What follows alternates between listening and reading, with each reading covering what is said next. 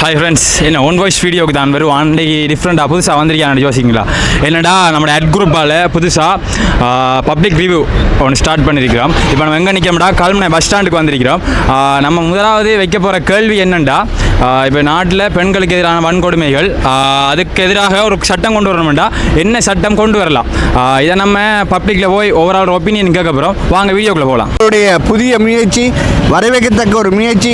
இன்று இலங்கையில் பல விடயங்களிலே பெண்களை பற்றி விளம்பரங்களுக்கு பெண்கள், அனுமதிகளுக்கு பெண்கள்,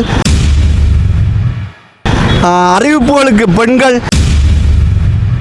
மாத்திரமல்லாமல் எது விடயத்தை அறிமுகம் செய்வதானாலும் பெண்கள், இப்படி பெண்கள் மயமாகவே இருக்கின்றது. அவர்களை ஒரு காட்சி பொம்மைகளாக மாற்றுகின்ற ஊடகத்துக்குள் நீங்கள் இளைய சக்திகள் இன்று பெண்களுக்கான காப்பரன்களாக மாற வேண்டும் என்பதிலே நீங்கள் பாராட்டப்பட வேண்டியவர்கள், உங்கள் குடும்பமும் பாராட்டப்பட வேண்டிய. வாழ்த்துக்கள்.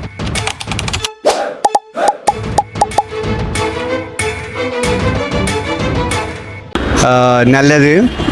இந்த வெஜ்ஜலியில் என்னடா குறிப்பாக நீங்கள் சொல்கிற மாதிரி வன்கொடுமைகள் இடம்பெற்றதாக நிறைய சம்பவங்கள் இடம்பெற்றிருக்கு.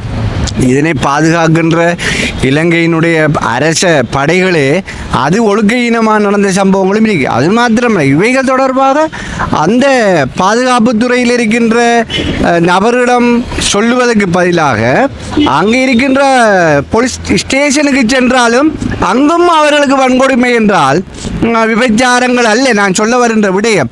அவர்களுக்கு எதிரான உணர்வு ரீதியாக கூட எதிர்த்து கதைத்தல் கூட கொடுமைக்குள்ளாக்கப்படுகிறார்கள். நிறைய இன்று அரசாங்கம் எது எப்படி இருந்தாலும் கிளீன் ஸ்ரீலங்கா என்று வந்தாலும் இன்று இலங்கையில் இருக்கின்ற படைகள் அனைத்துமே தயார் நிலையில் இருக்கப்பட வேண்டும். ஆனால் அந்த குறிப்பிடப்பட்ட அண்மை காலங்களிலே பெண்களுக்கு எதிராக பாதுகாப்பு தரப்பினரும் முறைகேடாக நடக்கிறாங்க. நான் சொல்ல வர விடயம், இந்த வன்கொடுமைக்கு எதிராக ஒரு திட்டம் அல்ல ஒரு சட்டம் கொண்டு வர வேண்டும் என்றால் உண்மையிலேயே வரவேற்கக்கூடியது. இருந்தாலும் அந்த சட்டம் கொண்டு வருவதற்கு ஏற்ற மாதிரி பெண்கள் பாதுகாப்பாக இருப்பது சட்டத்தால் மாத்திரம் அல்ல என்பதை புரிந்து கொள்ளணும். ஏனென்றால் பெண்கள் தங்களுடைய மத கலாச்சார பாரம்பரியங்களுக்குள்ளே அவர்கள் கட்டுப்பட்டவர்களாக இருக்க வேண்டும். நாகரிக மோகத்தினால் மீதி கலாச்சாரங்களை சீரழித்து ஆடை அலங்காரம் என்ற நவநாகரிகத்துக்குள் புகுந்து அசிங்கமான ஆடைகளை நவநாகரிகம் என்று அடிகின்ற போது அவர்களே வன்கொடுமைகளை தானே தங்களுடைய மடியில் வரிந்து கட்டிக்கொள்வதாக இருக்கிறது. அவர்களும் விழிப்புணர்வோடு பயணிக்க வேண்டிய தேவை இருக்கிறது. சட்டம் ஒரு புறம் இருந்தாலும் சட்டத்துக்குள் உள்ளாக்கப்படுகின்ற பெண்களும் கட்டாயமாக அவதானிக்கப்படும். எனக்கும் ஒரு மகள் இருக்கிறாள்.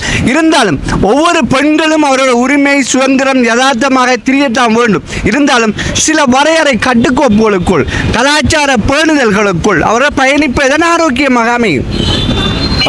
நன்றி.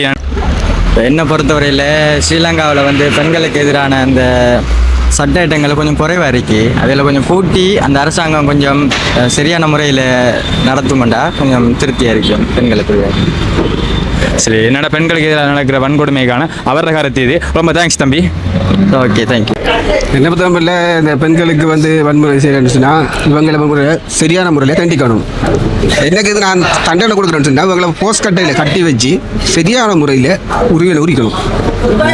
அண்ணாட கருத்தை அவர் சொல்லியிருக்காரு. ஓகே, எங்களுக்காக இந்த கருத்தை வழங்கிய அண்ணாக்கு ரொம்ப தேங்க்ஸ் அண்ணா. நன்றி. அது முக்கியமாக சொல்ல வேண்டிய விடயம் தானே அது. இப்போ பெண்களை பற்றி இப்போ பெண்களுக்கான இப்போ என்னென்னு சொல்கிறப்ப அவங்க இப்போ கூடையா இப்போ ரோட்டில் பிள்ளைகள் போகிறாண்டாலும் கொஞ்சம் அவதானமாக தான் போக வேண்டியிருக்கு. ஏண்டா நாட்டில் நடக்கிற வன்முறை அப்படியே தான் இருக்கேன். ஏண்டா பெண்களுக்கு ஒரு பாதுகாப்பு இல்லை. இவங்க எல்லாரையும் என்னென்னா ரோட்டில் நிற்க வச்சு அடிக்கணும், அடித்து போஸ்ட்டில் கட்டி வைக்கணும். இவங்களுக்கு வேறு வழி ஒன்றுமே செய்யலை. அவங்களுக்குரிய தண்டனை அதான். ஏன்னா நம்ம போலீஸுக்கு போய் செய்கிறத விட நம்மளோட இளைஞர்களே அதுக்குரிய சரியான முடிவு எடுக்கலாம். அந்த அவடத்தை நடக்கிற சம்பவத்துக்கு அவடத்தையே உடனடியான தீர்வு அவடத்தையே கொடுக்கணும்.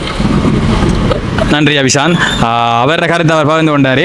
அதாவது பெண்களுக்கு எதிராக நடக்கிற வன்கொடுமைகள் அந்த பிரச்சனைகளுக்கு கவர்மெண்ட் அரசாங்கத்திட்ட போகிறத விட அடுத்தே அதுக்குரிய இப்போ பெண்களை ஒருத்தன் கிண்டல் பண்ணுறான்டா அடுத்தே போஸ்ட் கட்டியில் அவனை பிடிச்சி வச்சு கட்டி வச்சு அடிங்க என்றதான் அவரோட கருத்து. உடனுக்குடன் சட்டங்களை அமல்படுத்துங்க அடுத்தே உங்களே நீங்களே செஞ்சு கொள்ளுங்க என்றதான் சொல்லிங்க. ரொம்ப தேங்க்ஸ் அபிஷாந்த். நன்றி. ரோட்டில் நிற்க வச்சு கண்டிப்பாக சொல்லுவாங்க எப்படிப்பட்டவங்கள இவங்களால தான் நம்மளோட நாட்டுக்கு இவ்வளோ சீர்கேடு நடக்கிறது. ஸோ நான் செய்கிறேன். அவரோட கருத்தை அவர் சொல்லியிருக்கிறாரு. ஓகே, மேலும் மேலும் கருத்தில் ஒப்புறீங்கன்னா சொல்கிறீங்களா? இல்லைங்க, இதை பண்ணாலே எல்லாம் சரி வரும். அதாவது பெண்களுக்கு எதிராக நடக்கிற இந்த கொடுமைகளுக்கு கண்டிப்பான கடும் தண்டனைகள் கொடுக்கணும் என்று அவர் சொல்லியிருக்கார். ஓகேண்ணா, தேங்க்யூ. தேங்க்யூ. தம்பி, இந்த அரபு நாடுல எல்லாம் பெண்களுக்கான வன்கொடுமைகளுக்கு என்ன செய்யறோம்னா உடனடி மரண தண்டனை கழுத்து வெட்டுறேன். அதே மாதிரி நம்ம நாட்டிலையும் மரண தண்டனை தவிர வேறு எதுவுமே கொடுக்கக்கூடாது. என்ற பெண்கள் என்னன்னா அது தாய், அதுக்கு அப்படி ஒரு நடக்கக்குள்ள பெண் பிள்ளைகள் இலங்கை படத்தில் மிச்ச மோசமாக இப்போ போதை வச்சுட்டு அது இதால் மிச்ச மோசமான செயற்பாடு நடக்குது. அதனால் மரண தண்டனை தவிர வேறு எதுவுமே கொடுக்கக்கூடாது, அதுதான் கொடுக்கணும். அன்னாட கருத்துப்படி இப்படி பெண்களுக்கு எதிராக நடக்கிற வன்கொடுமையில் கண்டிப்பாக கடுமையாக தண்டிக்கணும். அதோட அரபு நாடு அதில் நடக்கிற மாதிரி மரண தண்டனை கொடுக்கணும் என்று அவர் கருத்தை அவர் பகிர்ந்திருக்காரு. எங்களுக்கு உதவியாகவும் இந்த சப்போர்ட் தந்த அண்ணாக்கு ரொம்ப தேங்க்ஸ். நன்றி.